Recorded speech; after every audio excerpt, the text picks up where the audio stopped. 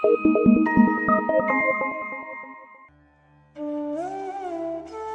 जनेन बंधुओं, सारथी सेवा समूह में आप सभी का स्वागत है। नेहा नगर निवासियों को 2020 में आचार्य गुरुवर श्री 108 विद्यासागर जी मुनिराज के परम प्रभावक शिष्य मुनि श्री 108 कुंतु सागर जी मुनिराज व एलक श्री 105 सिद्धांत सागर जी मुनिराज का चातुर्मास प्राप्त हुआ है। धर्म लाभ हेतु मुनि श्री 108 कुंतु सागर जी मुनिराज द्वारा ली जा रही कक्षा महाकाव्य मूक माटी, जिसके रचयिता आचार्य गुरुवर श्री 108 विद्यासागर जी मुनिराज हैं, हम आप तक पहुंचा रहे हैं, जिसे रोज आप सारथी सेवा समूह के फेसबुक पेज व यूट्यूब चैनल पर प्रातः 9 बजे देख सकते हैं। देवाय देव श्री शांतिनाथ भगवान की, गुरु नाम गुरु आचार्य श्री ज्ञान सागर जी महामुनिराज की, आचार्य गुरुदेव भगवान श्री विद्यासागर जी महाराज की।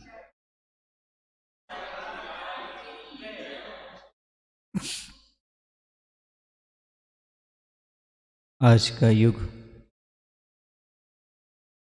कुलकरों की, मनु की बात को भूलता चला जा रहा है, सब विस्मृत होता चला जा रहा है, सब अपने अपने अहंकार में फूले हुए हैं, सब वीर रस में बात करना चाहते हैं, समता का पान कोई करना नहीं चाहता। ऐसी स्थिति में शिल्पी कहता है कि सोचो, विचार करो, आपको यह मनुष्य पर्याय मिली है, बहुत दुर्लभ मनुष्य पर्याय है। तृणानाम सालयः श्रेष्ठाः, पादपानां च चंदनम, उपलानां च रत्नानि, भवानां मानुषो हवः। मनुष्य पर्याय कितनी दुर्लभ है। जैसे सारे धान्यों में साली धान्य श्रेष्ठ है। साली धान्य समझते हैं आप लोग? चावल सर्वश्रेष्ठ धान्य माना जाता है। वैसे पादपानाम, वृक्षों में सर्वश्रेष्ठ चंदन, चंदन माना जाता है। सभी वृक्षों में यदि कोई श्रेष्ठ वृक्ष है तो वह चंदन है। सभी धान्यों में यदि कोई श्रेष्ठ धान्य है तो चावल है। उपला नाम चे, और पत्थरों में श्रेष्ठ कोई है तो रत्नानी, रत्न है। पत्थरों में यदि कोई श्रेष्ठ है तो वह रत्न है, और भवों में कोई श्रेष्ठ है तो मनुष्य भाव श्रेष्ठ है। इस मनुष्य भाव को पाकर के तुम क्या कर रहे हो? इतना दुर्लभ मनुष्य पर्याय मिल गया, तुम क्रूरता दिखा रहे हो, तुम मान और अहंकार में फूल करके चल रहे हो। इस बात को तुम भूल चुके हो कि मनुष्य आयु का आश्रय कैसे होता है। स्वभाव मार्दुम चे, जो स्वभाव से मृदु होता है, अहंकार से रहित होता है, उससे मनुष्य आयु का आश्रय होता है। आप आज मनुष्य हैं, आपका इतिहास बताता है पहले आप मानी नहीं थे, तभी आज मनुष्य हुए हो। यदि पूर्व पर्याय में आपने अहंकार किया होता तो आज मनुष्य नहीं होते आप। आपके पास स्वभाव से मृदुता थी,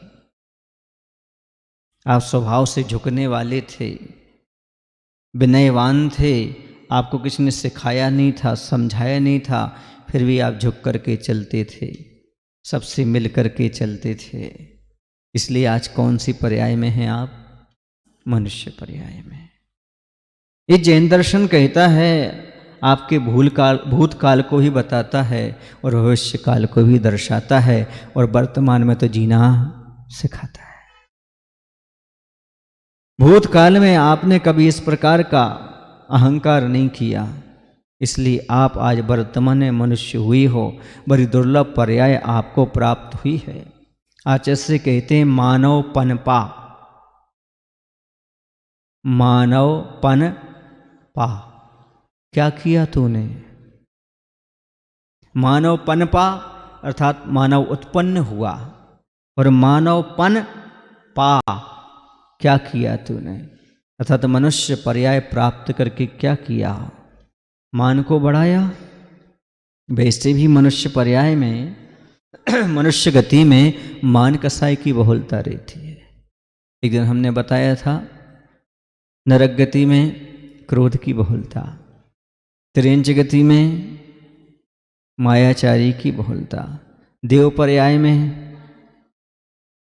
लोभ की बहुलता, और मनुष्य में मान की। ये मान का पुतला है ये मानव। तो कह रहे पहला पद वही हो, मान का मनन जो अगला पद सही हो, मान का हनन हो वह भी आमूल भूल ना हो। तो हमने कल आपके सामने एक बात रखी थी, मान का मनन हो अर्थात मान की सही पहचान हो। मान किसे कहते हैं? बताओ भाई, मान किसे कहते हैं?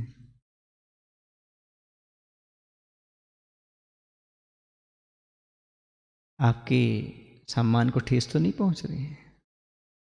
तो मान किसे कहते हैं?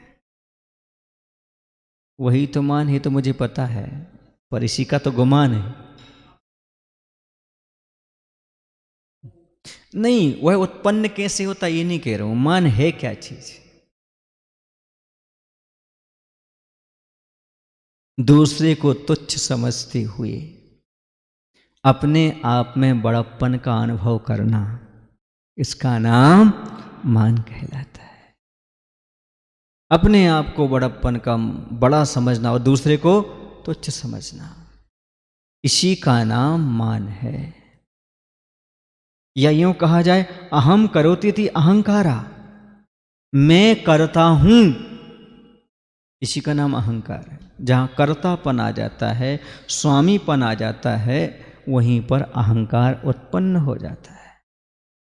मैं इसका स्वामी हूं, इसका मैं अधिकार जमाता हूं, मैंने ऐसा किया, मैंने ऐसा किया, आई एम समथिंग, मैं भी कुछ हूं। मैं जहां पर आ जाता है वहां पर क्या आता है? अहंकार आता है। अपन एक छोटे से दृष्टांत के माध्यम से समझें। हैं? क्या बोले? अभी एकांत और अनिकांत की बात यहां पर नहीं है, वो हटी हो जाता है। जो एकांत की ओर ले जाता है वो अहंकारी तो नहीं, पर हटी जरूर होता है, हठग्राही। नहीं, ऐसा ही है। दुराग्रह करने वाला, हट करने वाला, वो हट अलग चीज है और अहंकार अलग चीज है। मैं भी कुछ हूं, भी आ गया ना, मैं ही कुछ हूं, अपने आप को भी कुछ हुए मानने के लिए तैयार है। जहां पर मैं आता है वहां पर अहंकार आए बिना रह ही नहीं सकता। मैंने ऐसा किया, हमने ऐसा किया नहीं, हम सभी के द्वारा ही कार्य हुआ ऐसा नहीं, मेरे द्वारा ही कार्य हुआ, मैंने ऐसा किया। जिस व्यक्ति की आदत हो मैंने मैंने मैंने, समझ लेना वो बकरे की स्थिति वाला है। बकरा क्या कहता है? मैं कहता है। एक बहुत अच्छे कवि आए थे, शायद अमरकंटक में आए थे। उन्होंने आचस जी के सामने नमोस्तु किया। आचस जी खूब खुश हुए। आचस ने एक ही बात कही, तुम्हारी वो कविता सुनना है। आचस जी ने कहा ऐसा, उन्हें कविता सुनाई। कविता का सारांश आपके सामने रख देता हूँ। बहुत अच्छी कविता बनाई थी उन्होंने। ऐसा मैं तू, मैं तू, इसकी बहुत अच्छी कविता सुनाई थी उन्होंने कहा, बकरा जिंदगी भर मैं करता रहता है। अंत में उसकी गर्दन कटती है। कटने के बाद उसकी आंतों को निकाला जाता है। आंतों से तमूरे की वो रस्सियां बनाई जाती हैं, और रस्सियां बनने के बाद जो तांत क्या बोलते उसको, तांत, जब वो उससे बजाते तो वो कहता तुम तुम। जिंदगी भर उसने क्या कहा?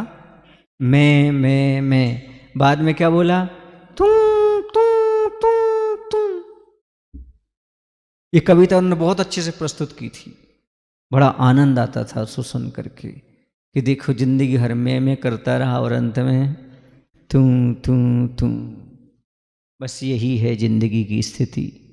आदमी जिंदगी भर मैं करता रहता है और अंत में तू कोई नहीं, और मैं तू मैं तू करते करते जिंदगी व्यतीत कर देता है। तो हम एक दृष्टांत के माध्यम से ये समझने वाले थे कि आखिरकार मान क्या चीज है। एक शिष्य था, अपनी शिक्षा को पूर्ण करके गुरु के पास से जा रहा था। सबके भाव होते हैं, गुरु ने हमें कुछ दिया है तो हम भी गुरु को कुछ दें। और लौकिक गुरु ऐसे होते भी हैं जो दक्षिणा भी लिया करते हैं। बीतरागी गुरु की बात अलग है। और उन्होंने कहा हम आपको गुरु दक्षिणा देना चाहते हैं। शिष्य ने कहा बताओ आपको क्या दूं। गुरु समझ गए इसके पास देने का भाव है, समर्पण का भाव नहीं। देने का भाव अलग है और समर्पण का भाव अलग है। उपकार चुकाने का भाव अलग है और चुका के रहूंगा इसका भाव अलग है। तुमने जो दिया तो मैंने भी तो दिया है, यही तो अहंकार है। ना उसके पास दिया है ना तुम्हारे पास दिया है। उसके पास भी यहाँ अंधकार है और तुम्हारे पास भी अंधकार है, क्योंकि ना उसने दिया है ना तुमने दिया। जब दिया है तो बताया क्यों, दिया है तो जल रहा है, तो प्रकाशित हो रहा है दिया है तो। अब देने और लेने की बात क्या है। लेकिन नहीं, अहंकार। गुरु ने कहा एक काम करो, तुमने बहुत सारी शिक्षा प्राप्त की है हमसे। और गुरु समझ गए मन ही मन, क्या समझ गए, इसको भी अहंकार है। और जब तक अहंकार है तब तक विद्या का कोई परिणाम नहीं, कोई फल नहीं। अहंकार समाप्त हो जाए, यही तो विद्या का फल है, परिणाम है।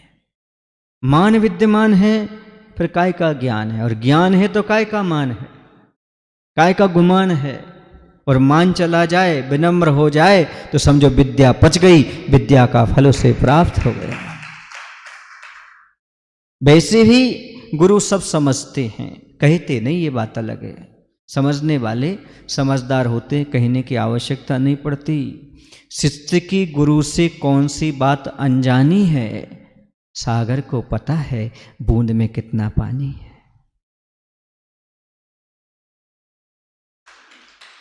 सागर को पता है बूंद में कितना पानी है।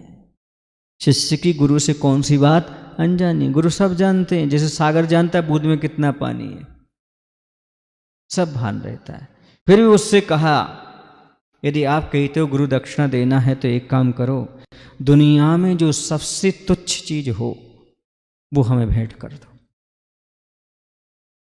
गया, ढूंढता रहा दुनिया में कोई तुच्छ चीज मिल जाए, कुछ तुच्छ चीज मिल जाए। उसने क्या किया, पत्थर को उठाया। ये कोई काम का नहीं, रास्ता में पड़ा है। पत्थर कहे उठा, ए मंदिर में तो मुझे नमस्कार करने जाते हो, मैं वही पत्थर हूं, जब शिल्पी से तराशा जाता हूं तो भगवान बन जाता हूं। तुम तो कई बार मंदिर गए पर इंसान नहीं बन पाए, हम तो एक ही बार मंदिर गए और भगवान बन करके बैठ गए। क्यों अहंकार करते हो, मुझे तुच्छ समझते हो। वह गया और खाद उठाने लगा। गोबर पड़ा था, खाद पड़ा था, जैविक खाद होता ना, उसे उठाया उसने। ये कुछ काम का नहीं है। वो हंसकर बोला, तुम किस बलबूते पर जी रहे हो, यदि मैं ना होता तो। फसल में खाद ही तो डाला जाता है, तब तो आपको फसल खाने योग्य मिल पाती है, और आप खा रहे हैं तभी तो जी रहे हैं। अरे पत्थर भी कोई काम का, मतलब काम का है, मिट्टी भी काम की है, खाद भी काम का है, फिर तुच्छ क्या है। समझ में आ गया उसे। गुरु के पास गया और गुरु से बोला, गुरुजी अब मैं आपके चरणों में अपना अहंकार छोड़ता हूँ। बोले क्यों, बोले दुनिया में जो दूसरे को तुच्छ समझता है वो अहंकार है, और मैं अहंकार जैसी तुच्छ चीज को आपके चरणों में समर्पित करता हूं। अहंकार क्या है, सबसे तुच्छ चीज यदि कोई दुनिया में है तो वो कौन सी है? अहंकार। सबसे छोटी चीज कोई दुनिया में है तो, क्योंकि जो दूसरे को तुच्छ समझता है वही तो तुच्छ है। अहंकारी व्यक्ति हर किसी को तुच्छ समझता है, छोटा समझता है। समझो वही तुच्छ हो, वही सबसे छोटा है। अब समझ में आएगा मान क्या है। दुनिया की सबसे घटिया चीज यदि कोई है तो मान है। तुच्छ चीज यदि कोई है तो मान कसाई ही है। ये आत्मा का विभाव परिणाम है। कौन सा परिणाम है? विभाव। और विभाव हमेशा थकाते हैं, विभाव हमेशा दुखी करते हैं। विनय गुण स्वभाव हैं जो हमारे जीवन को उन्नत करते हैं, कभी थकाते नहीं, थकान को दूर करते हैं। या यूं कहा जाए मन की कठोरता का नाम ही अहंकार है, मान है। जो मन की कठोरता हमारे अंदर है, आपने देखा ना, पानी जब कठोर हो जाए तो बर्फ बन जाता है, और बर्फ लोगों के सर को भी फोड़ देता है, और गर्म हो जाता है। वो तासीर में ठंडा रहता है, लेकिन उसे खाओ तो देखने में ठंडा लगता है, तासीर में गर्म हो जाता है। बाहर की तासीर उसकी ठंडी, अंदर की गर्म रहती है। ऐसी अहंकार की दशा है। इसलिए कहता हूं बर्फ हो कठोरता छोड़ता है तो पानी बन जाता है, और इंसान यदि मान का साय छोड़ता है तो सच्चा ज्ञानी बन जाता है। कठोरता तो अज्ञानता का प्रतीक है। बर्फ ने कठोरता छोड़ी, पिघल गया, पानी बन गया, और इंसान ने मान का साय की कठोरता छोड़ी तो ये ज्ञानी बन गया, सम्यक ज्ञानी बन गया, और वैमानिक देव में उसका जन्म हो गया। और आगे चल करके तीर्थंकर हुआ तो उसका विमान भी निकल गया। लेकिन मान निकले तब विमान निकले, मान नहीं तो नहीं। ऐसा खतरनाक ही मान है। इसलिए कह रहे मान का मनन करो, पहचानो। अगला पद कौन सा? पहला तो है मान की पहचान करो, दूसरा है मान का हनन करो, अर्थात मान को नष्ट करो। मान कैसे नष्ट होगा? जब अपने जीवन में माधव धर्म आएगा, विनय गुण आएंगे, दूसरों को तुच्छ नहीं समझेंगे, तभी तो हमारा मान समाप्त होगा। और एक बात बता दें, दूसरे को सम्मान देने से अपना मान कम होता जाता है। मान अर्थात मान कसाय। दूसरे को सम्मान दीजिएगा, आपकी मान कसाय कुछ तो कम होगी। भगवान को नमस्कार करिएगा, गुरुओं को नमस्कार करिएगा, आपका अहंकार कुछ तो कम होगा। अहंकारी नमस्कार नहीं करना चाहता, जब नमस्कार करता है अहंकार कम हो जाता है, और जब अहंकार कम नहीं करेगा तो अकड़ के चलेगा। ये पहचान है अहंकारी की। गुरु भी सामने से दिख जाएं, बड़े भी सामने से निकल जाएं, ना नमस्कार करेगा, ना जय जिन करेगा, कुछ नहीं, सीधा निकल जाएगा। समझ लेना ये अहंकारी की पहचान है। नमस्कार करने से अपना अहंकार कम होता है। बड़ों का साथ देने से, उनका सहयोग करने से अपना अहंकार कम होता। नहीं, मैं भी तो कुछ हूँ, मेरे एक अलग दिखना चाहिए, अलग होना चाहिए। अलग दिखने का ये कार्य यही तो अहंकार को दर्शा रहा है, और किसी अहंकार कहा जाए। ये अहंकार बहुत खतरनाक है। यदि आप व्यवहार में समीचीनता रखते हो तो आपका अहंकार कम होता है। व्यवहार की समीचीनता क्या है तो समझ लो। व्यवहार की समीचीनता ये है, आपके पास 3 प्रकार के लोग मिलेंगे, एक छोटे, एक हमउम्र और एक बड़े। इन तीनों में व्यवहार कुशलता आ जाती है आपकी, तो अहंकार कम होगा। तो छोटों के साथ कैसा व्यवहार करना? छोटों के प्रति उदारता का व्यवहार करिएगा, मतलब उनसे प्रेम करिएगा, वात्सल्य रखिएगा। छोटे छोटे बच्चों के साथ, छोटी उम्र वालों के साथ उदारता का व्यवहार करें। उनसे गलती हो जाए क्षमा करने का उदारता का व्यवहार है। उन्हें प्यार लौटाने का, और बराबर वालों के साथ शिष्टता का व्यवहार रखिएगा, शिष्टाचार का पालन करिएगा। और बड़ों के साथ विनम्रता का व्यवहार रखिएगा। निश्चित ये व्यवहार की समीचीनता आपके अहंकार को कम कर देगी। तीनों चीजों को समझना है, उदारता, शिष्टता और विनम्रता। उदारता किनके साथ? बच्चों के साथ। शिष्टता बराबरी वालों के साथ। विनम्रता, बड़ों के साथ शिष्टता नहीं, बड़ों के साथ उदारता नहीं, बड़ों के साथ तो विनम्रता।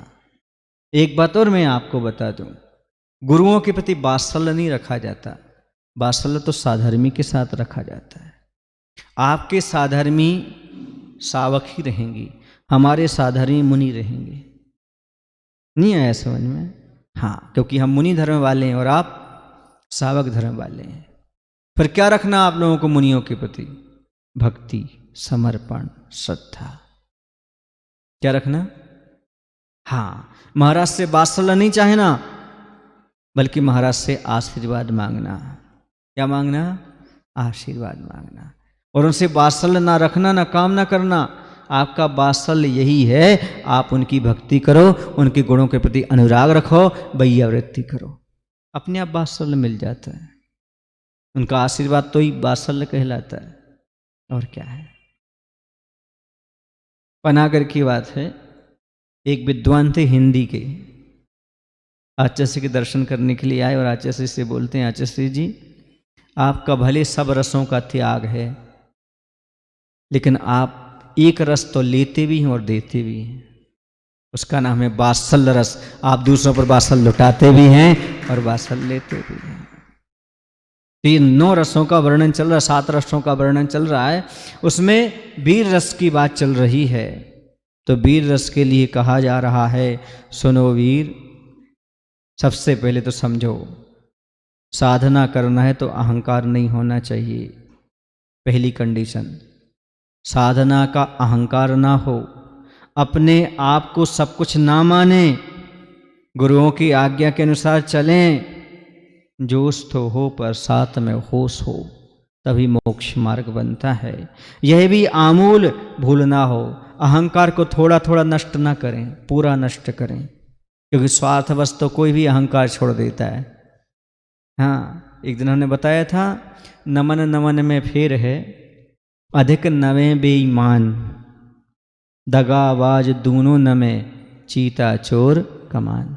अपने काम निकालने के लिए तो कोई ही पैर पड़ लेता है, क्योंकि अभी काम निकालना है। जैसे बच्चे होते ना, तो परीक्षा के समय पैर पड़ने लगते, तो अपना काम निकालने के लिए वो नहीं, सहज परिणाम होना चाहिए। वीर रस की अनुपयोगिता और उसके अनादर को देख माटी की महासत्ता के अधरों से फूटते फिसलते हुए हास्यरस ने ठहाका मारा शिल्पी की ओर। वीर रस का अपना इतिहास है, वीरों को उसका एहसास है, उसके उपहास का साहस मत करो तुम। जो वीर नहीं हैं, अवीर हैं, उन पर क्या उनकी तस्वीर पर भी अवीर छिड़काया नहीं जाता?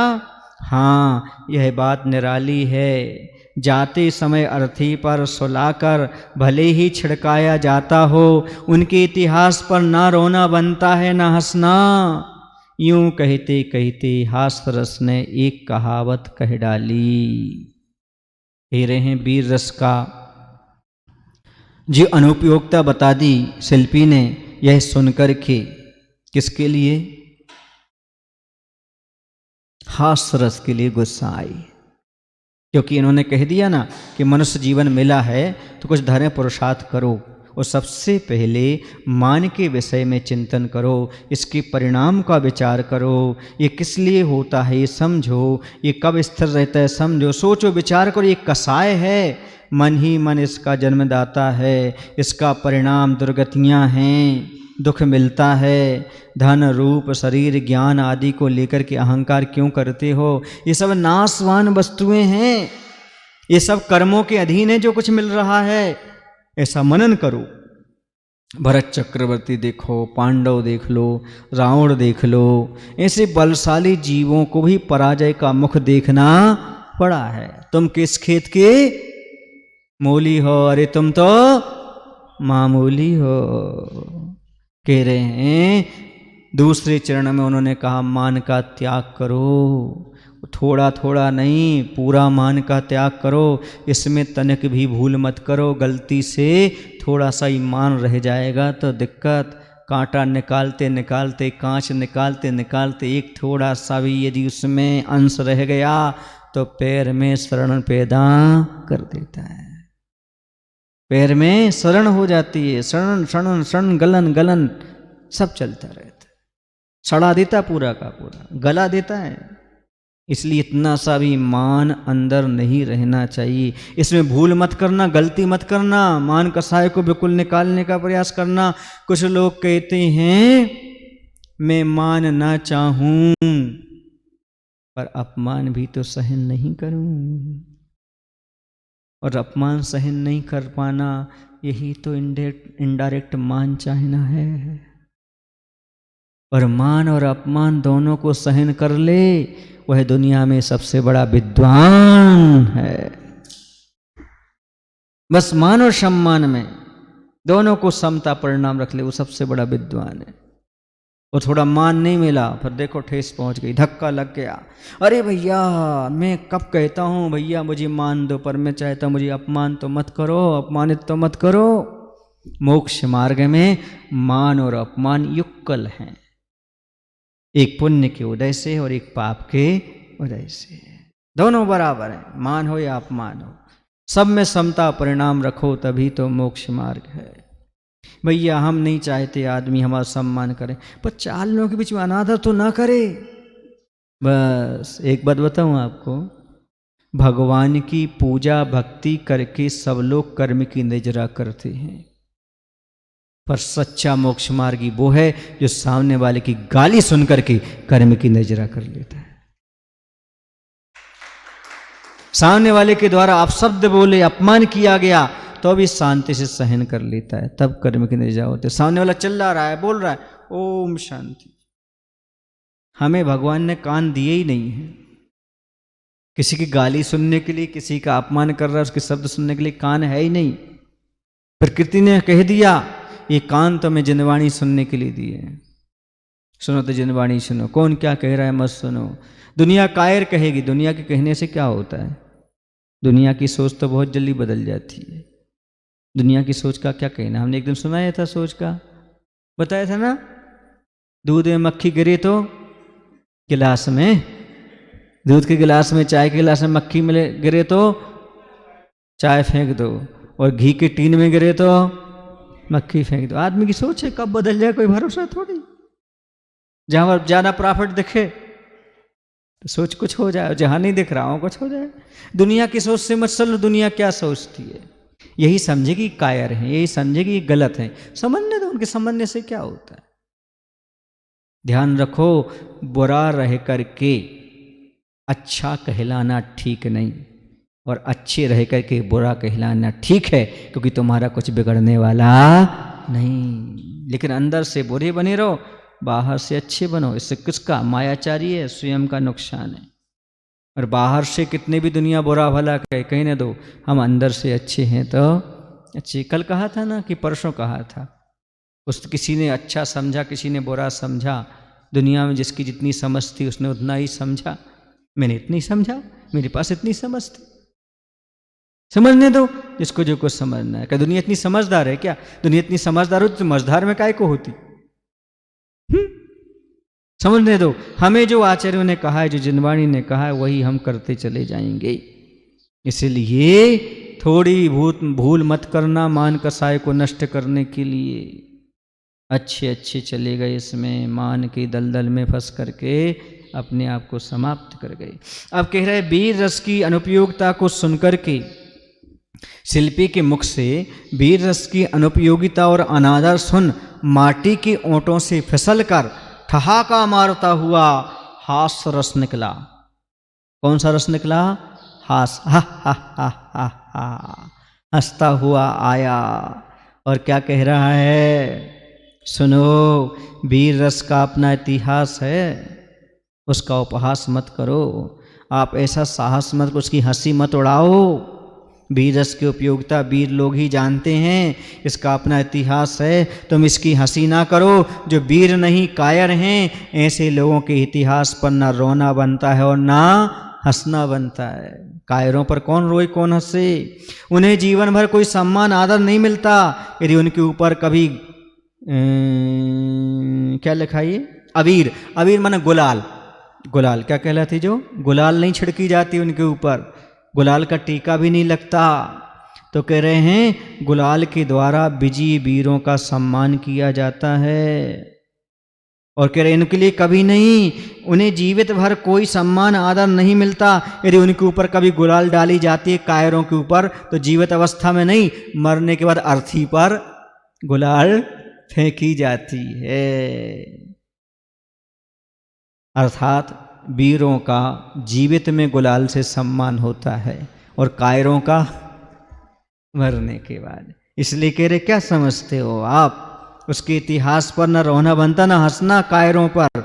यूं कहते कहते हास रस ने एक कहावत कह डाली, कहा कहाहट के साथ। ठहाका मारते हुए कह रहा है, आधा भोजन कीजिए दुगना पानी पी, तिगुना श्रम चौगुनी हंसी बरस 125 जी। क्या कह रहा, आधा भोजन कीजिए दुगना पानी पीवो, तिगुना श्रम चौगुनी हंसी वर्ष 125 जीव। यदि आपको 120 वर्ष तक जीना हो, 125 करो तो 120, क्योंकि पंचम काल में कितनी उम्र है, अधिक से अधिक कितनी मिलती है, 120 वर्ष। जघन्य अंतर मुहूर्त 48 मिनट के भीतर, और उत्कृष्ट 120 से ज़्यादा कोई जी नहीं सकता इस पंचम काल में। तो कह रहे हैं आधा भोजन कीजिए, आपका जितना पेट है ना, पेट से आप आधा भोजन करो, और दुगना पानी पियो, उससे दुगना क्या पियो, जितना आप भोजन करते उससे दुगना भोजन के साथ पानी पियो। तिगुना श्रम करो, परिश्रम करो। चौगनी हंसी, जितना भोजन किया उससे दुगना पानी, जितना पानी पिया उससे 3 गुना श्रम, और 4 गुनी हंसी। और 4 गुना क्या करना चाहिए, हंसना चाहिए। फिर अच्छे से वर्ष 125 जीना चाहिए। समझ गए ना, सबसे ज्यादा किसका महत्व है इसमें, हंसने का। हंसना चाहिए। आधा भोजन करो, पेट में गुंजाइश रखो। कहा है कुछ लोग तो पूरा पेट भर लेते हैं, आधा भोजन वो करते हैं पेट भरने को, आधा करते हैं डॉक्टर का जेब भरने को, बीमार पड़ जाते हैं। जगह तो हो वहां। हाँ, इसलिए भोजन कौन सा करना चाहिए, जो पच सके। क्या हो, जो पच सके। भोजन को खाना महत्वपूर्ण नहीं है, भोजन को पचाना महत्वपूर्ण है। भोजन की अधिकता शरीर के लिए जहर का काम करती है, भोजन की न्यूनता उतना जहर नहीं फैलाती जितना अधिकता जीवन में जहर फैलाती है। ये कुंवार मास है, इसमें धीरे धीरे शाम को भोजन करना है। कार्तक में शुरू होता है दिवाली को शाम को भोजन, वरना एक आसन करो, वरना बीमार हुए बिना नहीं रहते। कुंवार मास के 2 पखवाड़े, जतन जतन से काढ़ो प्यारे। हाँ, ये बड़ी सावधानी रखने वाली है। जब तक कार्तिक नहीं लगता है ना, तब तक सावधानी रखने की आवश्यकता है। इस बार तो 4 पखवाड़े मिले, 2 महीने हो गए कुंवार के। बहुत सावधान, इसलिए तो रोग फैल रहा है। सर्दी जुकाम बुखार हुआ, उन्होंने कोरोना सिद्ध कर दिया।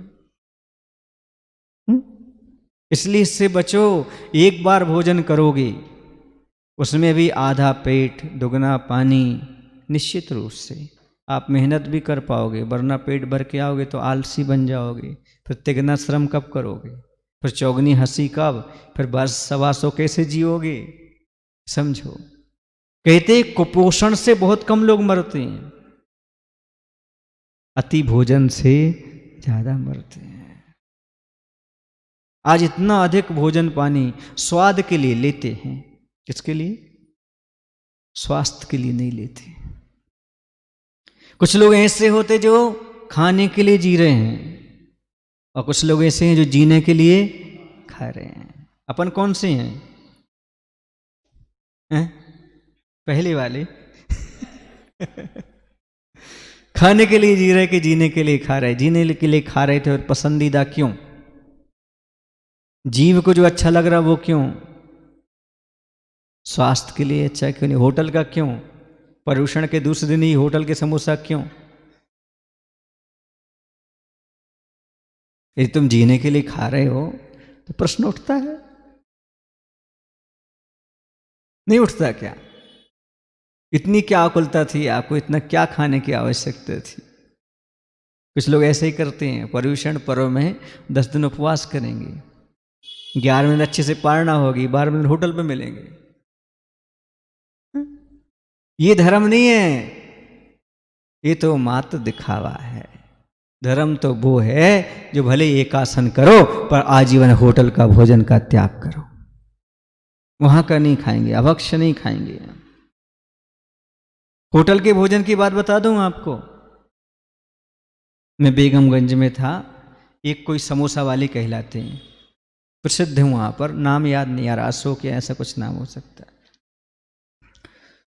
तो उनकी होटल थी उस समय, 8 की बात कर रहा हूं, 2007 में, हाँ 7 में चातुर्मास किया था।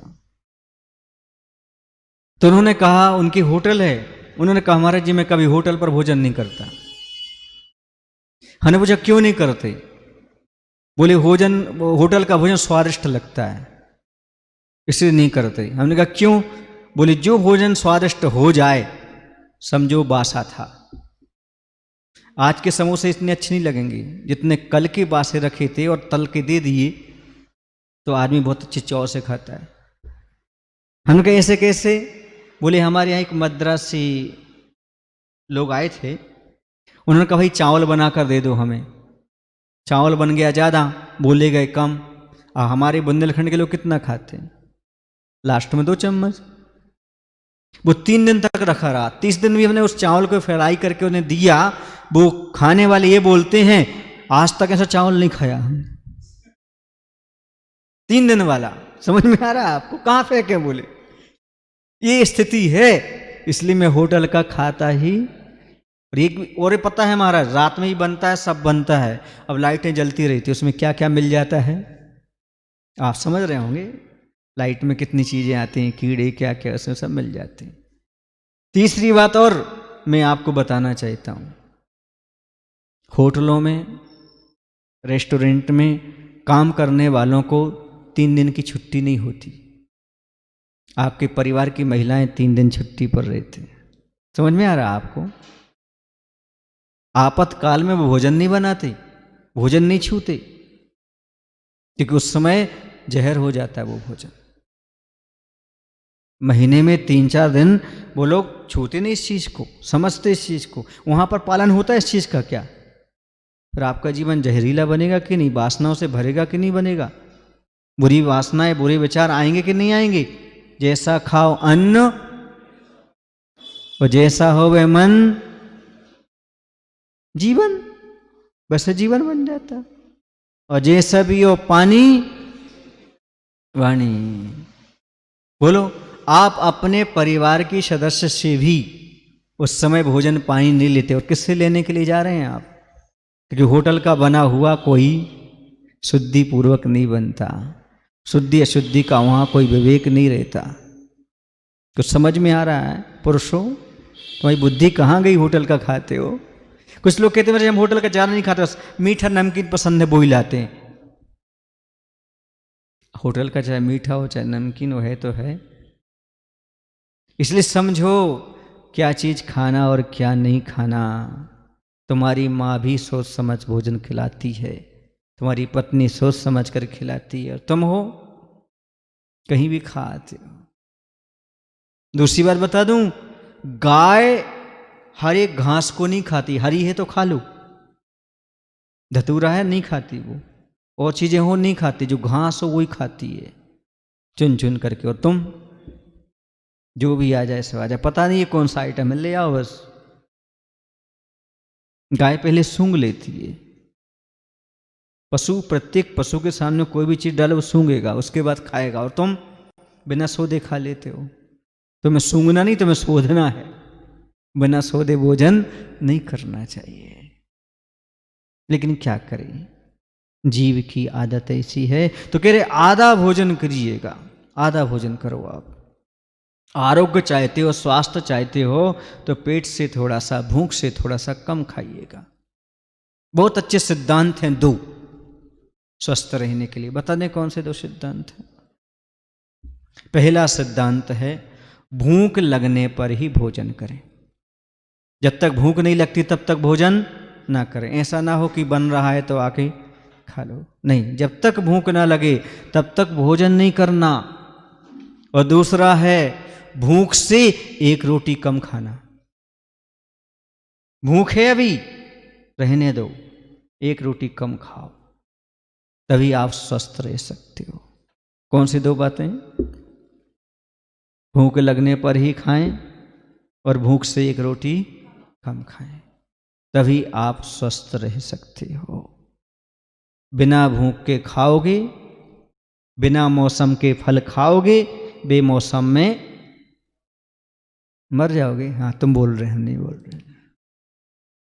हाँ बिल्कुल, बेमौसम में नहीं खाना।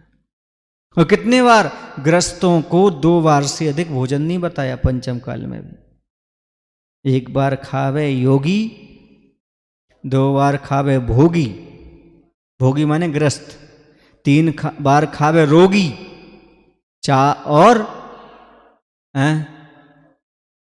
बार बार खावे सुखा बोल दे हम नहीं। 1 बार खावे योगी, 2 बार खावे भोगी, तीसरी बार खावे रोगी। इससे ज्यादा बार खाओगे जल्दी मृत्यु होगी। ताली नहीं बजाई इस पे? 3 बार से ज्यादा खाओगे जल्दी मृत्यु होगी। इससे ज्यादा खाना ही नहीं, रोग हो चाहे कुछ भी हो, क्योंकि पचाने की क्षमता तो होना चाहिए। खाना तो ठीक है, कोई बात नहीं, इससे ज्यादा बार भोजन नहीं करना। आप लोग बोलते ना 1 बार भोजन, नहीं 1 बार नहीं 3 बार भोजन, भजन 1 बार, उसी में तो आते हैं संकट 1000। इसी तो आते हैं। 3 बार भोजन, भजन 1 बार। और साधु क्या करते हैं? 1 बार भोजन, भजन 3 बार। उनके संकट नहीं आते, सब भाग जाते, एक भी नहीं आता संकट। वो 1 बार भोजन करते हैं, 3 बार सामायिक करते हैं। और आप लोग 3 बार भोजन करते, सामायिक बार 1 भी बार नहीं, भजन 1 भी बार नहीं। इसलिए संकट 1000 हैं, कहाँ जाएंगे ये संकट? इसलिए 1 बार भोजन करो। संसार में 3 चीजें ऐसी हैं जी मूर्खताएं हैं, पर ये हर किसी के पास है। आपके पास हो तो आप देख लेना। आपको मूर्ख नहीं कहूंगा मैं कभी नहीं कहता कि आप 50% मूर्ख हैं। हम तो हमेशा ये बोलूंगा नेहा नगर के 50% समझदार हैं, बुद्धिमान हैं। क्यों? अरे आप 50% समझदार हैं, बुद्धिमान हैं, मैं आपकी प्रशंसा कर रहा हूं। हाँ, मैं कभी नहीं कहूंगा कि आप 50%, क्या बोलूंगा? हाँ, आप 50% समझदार हैं। 3 मूर्खताएं आपके सामने रख रहा हूं। पहली मूर्खता है श्रम किए बिना स्वास्थ्य की कल्पना। कहा ना, तिगुना श्रम। श्रम किए बिना, परिश्रम किए बिना, मेहनत किए बिना स्वास्थ्य लाभ चाहना, पहली मूर्खता। दूसरी मूर्खता, अपने को सुधारे बिना दूसरे को सुधारना। तीसरी मूर्खता, धन को ही सब कुछ मान लेना। बताओ आपके पास इनमें से कौन सी मूर्खता है? तीन ही सवाई है। आज कल देख लेना जैन महिलाएं कितनी अस्वस्थ हो रही हैं। क्यों? सबके घर में नौकरानी है, कहीं भोजन बनाने वाली, कहीं कपड़े धोने वाली, कहीं बर्तन मांजने वाली। ये अस्वस्थ नहीं होंगी तो क्या होंगी? मोट मतलब शरीर भी नहीं बढ़ेगी तो क्या होगा? सोचो आप। परिश्रम है ही नहीं, श्रम है ही नहीं। पहले अपने आप योगा हो जाता था, कुएं का पानी, मथानी, बोलो ना, साइकिल, पैदल, गघरी कुएं से लेकर आना, कपड़े धोना, वो क्या बोलते थे, मुगरा, मुगरिया, उससे कूटना, ये सब। अब तो वॉशिंग मशीन में डालो, अब सब कसरत समाप्त हो गई। नमस्कार भी करते हैं भगवान को तो घुटना टेक करके। गवासन से करो ना, खवासन जैसे क्यों बैठते हो? वो भी समाप्त, सो घुटने भी समाप्त। अब बिना स्टूल के बैठने नहीं बनता।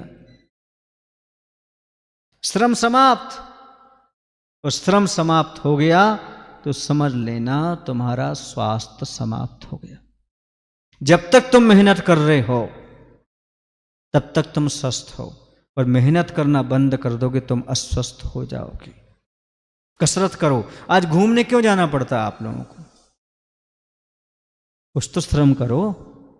ये हार्ट है ना, हार्ट क्या कहता है पता है आपको? ये हार्ट कहता है मैं 24 घंटे जागते सोते तुम्हारा साथ देता हूं शरीर, तुम आधा घंटा हमें दिया करो। अर्थात तुम घूमने जाओगे तो हम ठीक रहेंगे, काम करोगे तो ठीक रहेंगे। मन जितना स्थिर रहे उतना स्वस्थ रहता है, और तन जितना घूमता रहे उतना स्वस्थ रहता है।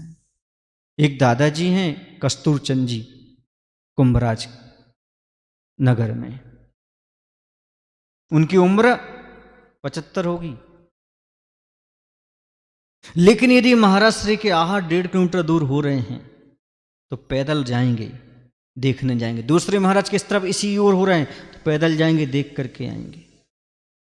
पहले मुनि महाराज के आहार देखेंगे, उनके बच्चे नाती पोता आहार देंगे, फिर घर में आकर के भोजन करेंगे, फिर दुकान पर जाएंगे। पैदल ही मंदिर जाएंगे, पैदल ही महाराज के आहार देखने जाएंगे, पैदल ही दुकान पर जाएंगे। कितने साल के? और आपका 7 साल का बच्चा पैदल नहीं चलना चाहता है, आप 17 साल के हो, पैदल नहीं चलना चाहते हो। अब कहाँ से स्वास्थ्य मिले आपको? सुबह से महाराज के साथ घूमने चलो जंगल में, महाराज जाते ना सोच क्रिया के लिए, वहाँ जाओ तुम, दोनों लाभ मिलेंगे, महाराज के दर्शन भी, वैयावृत्ति भी, स्वास्थ्य भी। नहीं, आलस, माता पिता भी आलस, बच्चे भी आलस, सब आलसी। कहाँ से स्वास्थ्य लाभ मिले? डॉक्टर के यहाँ कितने घंटे लाइन लगाए रहते हो, तब नंबर आता है, चेकअप होता है। यहाँ आप रोज आधा घंटा नहीं देते अपने शरीर के लिए। कैसे स्वास्थ्य का लाभ, कैसे आरोग्य प्राप्त हो? फिर वो कहते हैं ऐसी कसरत करो, फिर ऐसा करो, फिर ऐसा करो। वो करते हो, फिर आप प्राणायाम करते हो, घूमते हो, योगा लगाते हो, फिर रामदेव को याद करते हो, बाबा रामदेव बताओ कैसा करें, कोलेस्ट्रॉल बढ़ रहा है, हाँ, हार्ट पेशेंट, शुगर बढ़ रही, शुगर वालों को 5 किलोमीटर रोज चलने को बताया।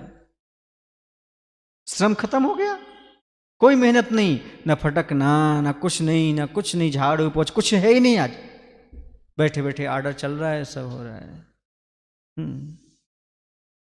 एक व्यंग बता दूं आपको। पुराने जमाने की महिलाएं थीं तो वो आपस में चर्चाएं कर रही थीं, तो नए जमाने की महिलाएं भी वहाँ उपस्थित हो गई। होता है, महिलाओं की तो बातें कहीं भी होने लगती हैं, उनके लिए कोई विषय भी नहीं चाहिए पड़ता। एक सज्जन बोले हमारी पत्नी को कोई भी विषय दे दो, आधा घंटा बोल लेती हैं। दूसरे बोले हमारी पत्नी को तो विषय भी ना दो, बिना विषय के 2 घंटे बोल लेती हैं। ये सुने, तो उनकी चर्चा चल रही थी आपस में। जब उनकी आपस में चर्चा चल रही थी तो एक महिला बोलती, क्यों? अरे क्या बताएं, हम तो 11 बजे के पहले भोजन नहीं करते। बोले क्यों? हमारे पतिदेव तो 10:30 बजे भोजन करते हैं, उनके भोजन करने के बाद ही हम भोजन करते हैं। सुन रहे ना? तो नई युग की महिला ही बोली, हम तो 11:30 पे कर पाते हैं, बोले क्यों, आप भी पुरानी बातों को मानती हो क्या, आप भी पति के बाद भोजन करती हो? बोले हाँ। बोले क्यों? बोले जब वो आते हैं बनाते हैं तब तो हम खाते हैं।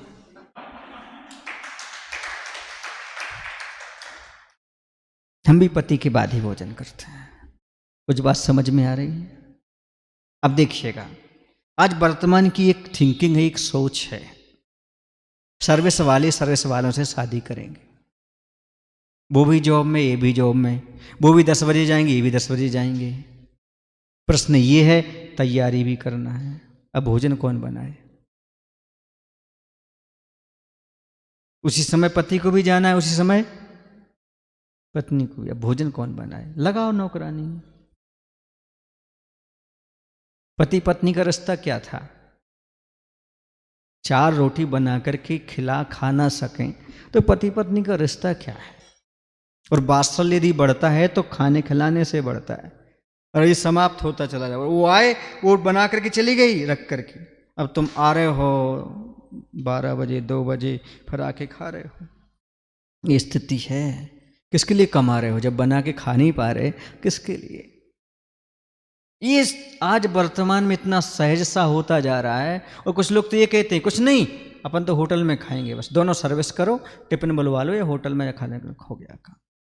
ये कौन सा कल्चर आपके पास आ गया? ये पढ़े लिखों की बुद्धि कहाँ गई आज?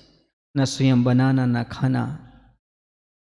ये स्थिति जब चलती रहेगी, जब कोई श्रम नहीं होगा, परिश्रम नहीं होगा, तो स्वास्थ्य लाभ कैसे मिलेगा? एक दूसरे के प्रति प्रेम की भावनाएं कैसे जमेंगी? आपके समाज में भी यही चल गया है। पहले प्रीति भोज होता था, आज रिसेप्शन होता है, जिसके रिएक्शन ही रिएक्शन है। गिद्ध भोजन होता है, गिद्ध भोजन, बफेलो सिस्टम। कौन सा सिस्टम? बफेलो माने भैंस। कौन सा सिस्टम? देखिएगा, यहां पर सब जगह चारा रखा हुआ है, भैंस आए और चल ले, चली जाए। हंस क्यों रहे हो?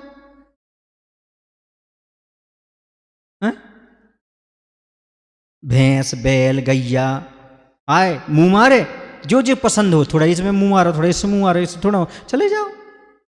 पहले परोसा जाता था। पड़ोसी किसे कहते थे? जो परोस के खिलाए सो पड़ोसी। पड़ोसी कौन? परोस करके खिलाए सो पड़ोसी। तो आजू बाजू में शादी होती थी, थाली लगती थी, बैठते थे, परोसते थे, भैया एक रोटी और, एक रोटी और, जबरदस्ती खिलाते थे। तो प्रेम होता था, प्रीति भोज होता था। कौन सा भोज? जिसमें प्रेम परोसा जाए, प्रेम खिलाया जाए, उसका नाम प्रीति भोज। अब आ गया रिसेप्शन, जिसमें रिएक्शन ही रिएक्शन है और कुछ नहीं है। हाँ बिल्कुल, हम मना नहीं करते बफे सिस्टम में जाने का, बिल्कुल जाओ आप, लेकिन अपने गले में एक पट्टी लगा लो, आई एम काऊ। लगाओ ना, मैं गाय हूं, मैं बकरा हूं, मैं बिल्ली हूं, क्योंकि पशुओं के लिए तो रख दिया जाता है, तुम जो खाना सो खाओ। इंसानों को तो प्रेम से परोसा जाता है। जब तुम्हारे साधु बिना नवदा भक्ति के ग्रास नहीं लेते और तुम उनके भक्त हो, तो बिना जब तक कोई करे ना, भैया शुरू करो, हम परोस रहे, तब तक कैसे खा लेते हो तुम लोग? हैं? पहले हाथ जोड़ के पहले सब रखते, भैया हाँ, पंगत में कहते थे, क्या बोलते? हाँ भैया शुरू करो। वो कहता था अब सीधे जाओ और शुरू हो जाओ, जहां मुंह मारने से मारो। ये स्थिति है। अब क्या कहूं आपके लिए? एक और नई चीज चल गई, बुरा ना लगे तो बता दूं, एक क्या बोलते उसको आप लोग, संगीत, महिला संगीत। महिला संगीत आपको आश्चर्य लगेगा और आपको लगेगा महाराज जी ऐसा क्यों बोल रहे हैं। बासौदा में था, इस बात सुन लो, बस खत्म कर रहा हूं 1 मिनट में। तो वहां उस समय संतोष जी कटारे अध्यक्ष थे। तो जिस कक्ष में साइड रुके थे, सामने एक फंक्शन था, कार्यक्रम था सामने वाले स्थान पर। तो वहां पर महिला संगीत था, जैन महिलाएं अच्छी तरह से डांस कर रही थी।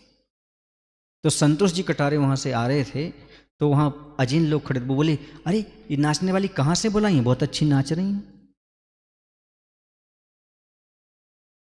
फिर दूसरे दिन हमने प्रवचन किया।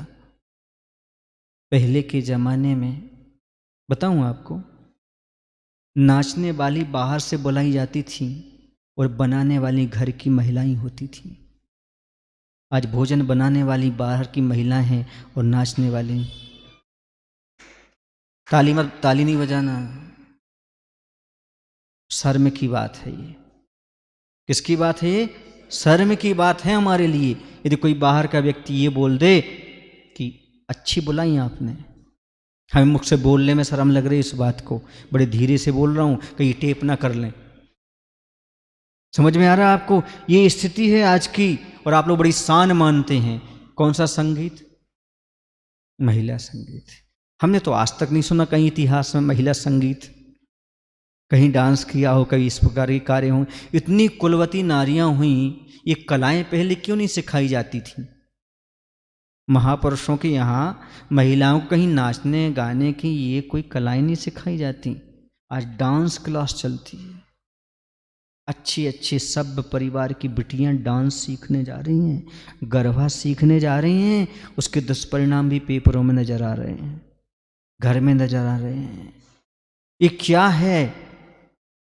घर का श्रम कुछ होता नहीं, डांस क्लास जाओ, ये करने जाओ। बट माता पिता भी छोड़ दी, जाओ बेटा संगीत सीखो, डांस सीखो, ऐसा करो वैसा करो। इसके बिना क्या जीवन नहीं है? यही जीवन है क्या आज चल रहा है? इसलिए कहना पड़ेगा, आधा भोजन कीजिए, दुगना पानी पियो, तिगुना श्रम चौगुनी हंसी, वर्ष 125 जीव। घर के कार्य करिएगा, आपका मन लगेगा, स्वस्थ होंगे। मन लगाने के लिए नृत्य और गीत की आवश्यकता नहीं है। यदि आप व्यस्त रहेंगे तो आपका मन अपने आप लगा रहेगा। बोले महावीर भगवान की जय, आचार्य विद्यासागर जी महाराज जी की जय। हे प्रभु, हम सभी को इतनी शक्ति, इतनी बुद्धि देने की कृपा करो ताकि हम भोजन पानी पर नियंत्रण कर सकें एवं अपने जीवन में थोड़ा सा श्रम कर सकें। नमो शिवाय। भावों की निर्मल